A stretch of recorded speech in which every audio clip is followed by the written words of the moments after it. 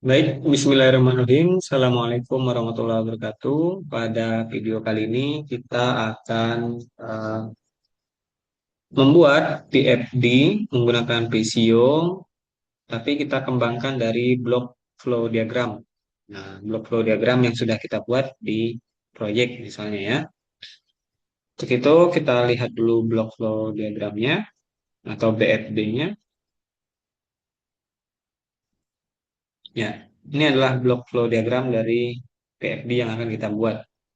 Kita copy paste saja di sini supaya lebih mudah untuk merefer atau melihat blok flow diagramnya nanti. Jadi ada pertama ada linching ya, kemudian yang masuk satu 2 3 4 3 masuk ke filtrasi, 4 keluar, 5 masuk ke presipitasi, di presipitasi ada 6 masuk, 7 keluar, dan di filtrasi nanti 9 keluar, 8 keluar ya, gitu. Nah, ini ada apa saja kita bisa melihat di dalam apa namanya di dalam Excel-nya yang telah kita buat sebelumnya. Dan di sini, nah ini juga mungkin bisa kita copy masuk ke Visio supaya lebih mudah. Paste spesial, picture. Ya, ini nanti akan kita hapus ya karena ini hanya sementara untuk membantu kita mengembangkan PFD dari block flow diagram yang telah kita buat sebelumnya. Nah, untuk itu sebelum kita mulai kita akan atur terlebih dahulu kertasnya. Jadi kertasnya kita akan atur di desain, auto scale yang kita hidupkan, size-nya A3, kemudian orientasinya landscape. Nah, ini, oh ya, kemudian sebelum memasukkan atau menggambar PFD, kita harus masukkan title terlebih dahulu. Title-nya juga kita ambil dari contoh Excel yang diberikan. Di sini ada title, PNID. Jadi silakan dimasukkan sini nama mahasiswa, nama timnya siapa-siapa saja, NIM-nya, terus dimasukkan nama manajer proyek dan juga kliennya. Kita copy sama di sini paste spesial picture ya.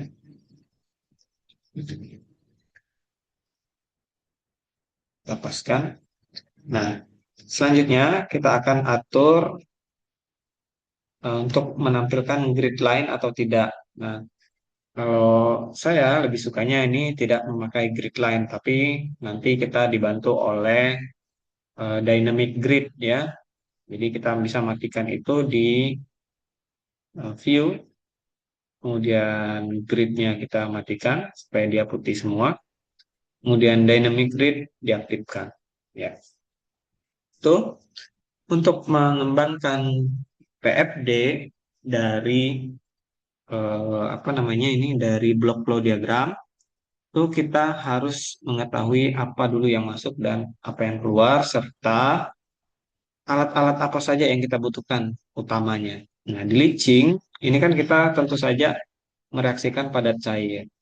Kalau ada reaksi, kita memerlukan biasanya apa, vessel yang bisa menjadi tempat reaksi atau reaktor. Jadi kita akan gunakan autoclave contohnya.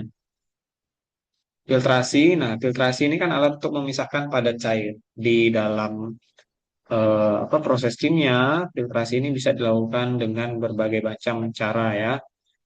Bisa menggunakan rotary drum, kemudian filter press, kemudian ada juga menggunakan thickener. Nanti kita akan gunakan thickener. Nah, kemudian presipitasi begitu juga, ini berarti sama reaktor ya. Kemudian difiltrasi lagi. Nah, untuk itu kita akan masukkan yang pertama di leaching. Ini kita akan menggunakan eh, apa autoclave. Autoclave itu adanya di vessel di sini. Di vessel kita cari di sini ada autoclave, langsung kita masukkan saja. Ya, autoclave. Nah, untuk rasionya, kalau kita menggunakan A3 itu tidak perlu kita perbesar atau perkecil lagi ya. alatnya ini karena rasionya sudah proporsional, gitu ya. Jadi ini kita setelah masukkan, kita ganti langsung namanya menjadi misalnya R01, kita masukkan ID-nya karena ini berupa reaktor ya, reaktor pertama. Jadi kita eh, beri dia ID R01 misalnya. Tuh. Ya, di maaf terputus. Di R01 sudah. Kemudian eh, alat selanjutnya tadi ada filtrasi. Di sini filtrasi prosesnya kita harus masukkan alat yang kedua yaitu thickener. Berhubung saya sudah buat thickener di sini ya. Kalau belum, nanti silakan dicari ilustrasi thickener itu harusnya bagaimana. Nanti dibuat secara manual terlebih dahulu, baru masukkan ke stensil. Ini kita masukkan thickener. Kemudian setelah thickener ada presipitasi. Nah, presipitasi ini kan eh, mulanya cair direaksikan dengan cair kan ya. Nah, kita bisa menggunakan vessel, kemudian reaction vessel. Ya. Nah, ini proporsinya mungkin bisa kita perbesar. Cara memperbesarnya adalah dengan merubah width dan height di size and positionnya ya. Di sini lebarnya 12, mungkin kita bisa perbesar jadi 15, tingginya 30 misalnya, supaya lebih kelihatan proporsional saja ya. Ya, tuh. Kemudian terakhir ada filtrasi lagi, ini bisa kita copy paste atau duplikat. Ya, ya. Ini kita kasih nama, ini adalah presipitasi ya, reaktor yang kedua R02. R02. Nah, kemudian eh thickener ini juga kita kasih nama, ini kita tinggal copy paste saja.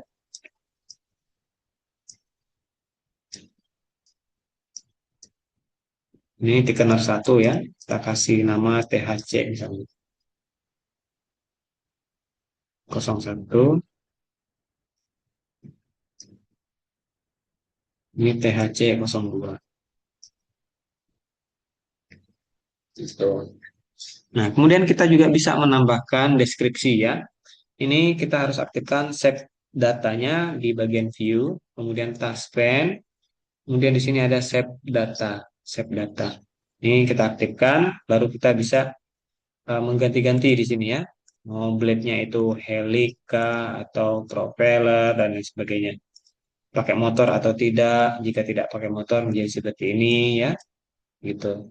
Deskripsinya di sini misalnya reaktor 01, materialnya apa misalnya? Misalnya SS 204, manufakturernya PTA misalnya. Ya, modelnya kalau ada model silakan ditulis. Begitu juga yang ini, kalau eh, ini kan kita buat sendiri, jadi tidak ada save datanya ya. Kemudian yang ini sama juga deskripsinya, ini reaktor 02, materialnya SS 304, PTA, modelnya tidak ada. Jadi ini adalah alat-alat utamanya. Nah, kemudian alat utama ini untuk PFD sendiri kita harus menyambung alat-alat utama ini menggunakan sebuah garis kan ya. Tadi kita lihat di sini untuk pitching inputnya ada dua. Input satu itu kalau kita lihat di sini, input satu itu isinya OR ya, Fe23, ini NiO, MnO, CO2, MgO, ini kan OR semua ya, letrate OR. Jadi kita masukkan letrate OR misalnya dari sini kita masukkan, kita aktifkan konektor untuk mengaktifkan menambahkan garis ya. Jadi sini kita tambahkan untuk P1. Nah, ini adalah ID untuk P1. Kemudian untuk P2, misalnya kita tambahkan di mana di sini ya, misalnya. Nah, P2, misalnya. Karena ada dua tadi kan ya, inputnya untuk bleaching ada dua. Nomor dua ini nanti isinya adalah samsulfat, ya, samsulfat. Nah, kemudian dari reaktor akan masuk ke thickener. Jadi keluaran reaktor di sini kita sambungkan ke input thickener misalnya di sini. Nah, kita atur ulang, ya, kita atur ulang. Tahu biasanya thickener eh, atau filtrasi itu kan satu satu kesatuan dengan reaktor misalnya. Bisa ini kita taruh di bawah misalnya, atau taruh di samping gitu ya. Kalau terlalu mepet ya ini bisa kita atur di awal. Jadi kita atur jaraknya di awal, misalnya ini kita singkirkan dulu. Karena kita akan harus menggambar proporsional ya, penuh, tidak ada yang apa namanya, ter- tidak ada yang kosong atau tidak ada yang timpang sebelah gitu ya. Jadi kita menggambarnya harus proporsional. Jaraknya pun juga harus proporsional, walaupun tidak menunjukkan jarak sebenarnya di dalam PNID, gitu ya. Ini dikenal, ini tadi dikenal satu, ini bisa kita atur ulang. Gitu.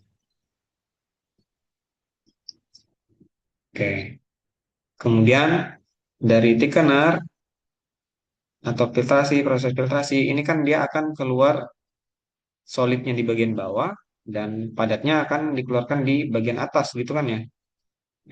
Apa liquidnya akan dikeluarkan di bagian atas atau PLS-nya. Nah, PLS-nya ini nanti akan dikontakkan di proses filtrasi. Jadi konektornya pertama kita tambahkan yang di bawah ini sebagai output ya. Kalau kita lihat ini tidak lurus ya. Jadi kita bisa eh, membuat itu lebih akurat dengan menggunakan mengcopy X mulainya di sini ke X akhirnya supaya dia X mulai dan X akhir itu sama. Nah, itu ya. Ini tinggal kita ya, gitu. Kemudian kita koneksikan dari thickener ke filtrasi misalnya di sini. Ini tangki filtrasi. Dibuat sama ya supaya lebih proporsional. Kemudian dari tangki filtrasi ini kan akan masuk tadi presipitasi di nomor 6. Nomor 6 itu yang akan masuk adalah NaOH. Jadi ada reagen yang akan masuk untuk ditambahkan pada proses eh, presipitasi. Nah, di sini berarti kita harus tambahkan satu input masuk lagi sebagai input masuk P6 misalnya di sini. Ya, oke. Nah, keluaran proses ini kemudian akan difiltrasi menggunakan thickener lagi. Jadi keluarannya di bawah ya, akan masuk ke thickener. Ya, disusun ulang, disamakan ya. Kalau ini tadi di sini, ini juga kira-kira di sini, itu juga yang ini. Di thickener nanti akan keluar sebagai solid, di sini solid sisa, dan ini adalah solid ya, solid yang hasil mengendap. Jadi ini FR removal, ini bisa kita atur supaya dia lebih lurus, dan ini nanti akan keluar sebagai PLS yang bersih dari FE, gitu ya. Nah, itu untuk PFD, tinggal kita menambahkan nanti apa namanya, arah dari panahnya. Nah, ini kan belum ada panahnya. Tinggal kita tambahkan, jadi kita pilih satu-satu, caranya klik pipanya satu persatu, yang ini misalnya. Kemudian untuk memilih pipa yang lain juga, tahan kontrol, kemudian klik kiri, klik kiri, klik kiri, klik kiri, klik kiri, klik kiri. Untuk scroll ke samping, ini kita bisa tahan shift scroll, ya. Kemudian ini kontrol klik kiri, kontrol klik kiri. Tinggal kita tambahkan panahnya, bisa menggunakan line di atas sini. Pilih panah yang sesuai. Ini misalnya, nah ini kalau kita lihat ini belum sesuai ya anak panahnya. Ini kita bisa atur secara akurat dengan cara yang sama tadi, bagian X-nya, kita copy ke NX-nya. Kemudian kita bisa atur, ya, gitu. Nah, dengan begitu kita sudah membuat PFD secara kasar ya. Ini masih secara kasar, hanya alat-alat utamanya saja dari blok flow diagram yang ada di sini tadi. Nah, kemudian setelah itu kita harus memberikan apa keterangan. Ini kan pipa ya, harusnya. Nah, di pipa ini harus kita berikan keterangan-keterangan. Nah, misalnya ini P1, P2 itu membawa apa gitu. Nah, itu nanti harus kita berikan di save data di sini. Misalnya deskripsi P2 ini ya, P2 deskripsinya dia membawa apa? Misalnya membawa asam sulfat. Kita tulis di sini asam sulfat. Line size-nya misalnya berapa, misalnya schedule berapa, materialnya eh, misalnya SS304 ya. Kalau ada pressure-nya 1 atm misalnya. 1 atm, temperaturnya misalnya 25 derajat Celcius. Ya. Jadi satu persatu pipa ini kita berikan deskripsi di sini. Itu ya. Kemudian eh, secara sederhana PFD-nya sudah selesai sebenarnya. Jadi kita hanya memasukkan apa namanya alat-alat utamanya. Selebihnya nanti tinggal kita eh, tambah detail-detail tambahannya seperti eh, alat untuk menyimpan apa namanya di sini alat menyimpan ore misalnya di situ kita butuh storage misalnya dari di sini storage ya. Close tank bisa menggunakan close tank ya atau cover tank untuk menyimpan laterit. Jadi laterit itu tidak mesti langsung kita tambahkan ke reaktor karena ini kan prosesnya kontinu ya. Kita harus punya stockpile gitu. Ya. Mungkin itu dulu untuk pengembangan dari BFD ke PFD. Di video selanjutnya nanti kita akan lanjutkan lebih detail untuk pengembangan dari PFD ke PNID. Lebih dan kurangnya mohon maaf. Terima kasih. Assalamualaikum warahmatullahi wabarakatuh.